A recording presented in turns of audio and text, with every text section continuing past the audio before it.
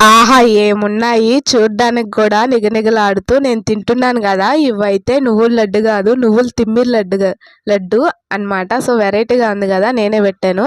So, మా ఇంట్లో అయితే చాలా రోజులుగా నువ్వులున్నాయి. వాటిని చూసినప్పుడల్లా అయ్యో! ఇవి ఎక్కడ చెడిపోతాయని భయమేసేది. సో, ఒకసారి భర్తం పట్టి కూర్చున్నా అనమాట.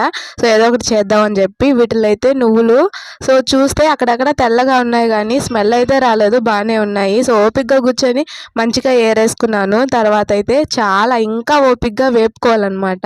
ఎంత మంచిగా వేపుకుంటే అంత బాగా వస్తుందన్నమాట. చేత్తో ఇట్లా నలిపితే పొట్టు ఊడిపోయేటట్టుగా మంచిగా వేపేసుకోవాలి.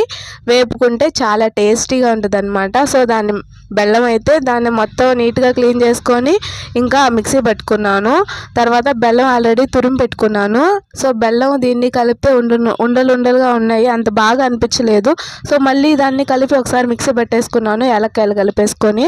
సో, చాలా చాలా బాగా వచ్చాయన్నమాట. సో, మామూలుగా అయితే తిమ్మిరైతే అట్లాగే తింటారు. సో, నేనైతే ఉండలు చేశాను. ఉండలు చేస్తే ఎట్లా ఉంటాయో అనుకున్నాను. తినడానికైతే చాలా టెంప్టింగ్గా అనిపించాయి. టేస్ట్ కూడా బాగుంది. చేయడం ప్రాసెస్ కూడా చాలా ఈజీ. వీడియో నచ్చితే లైక్ చేసి సబ్స్క్రైబ్. Thank you.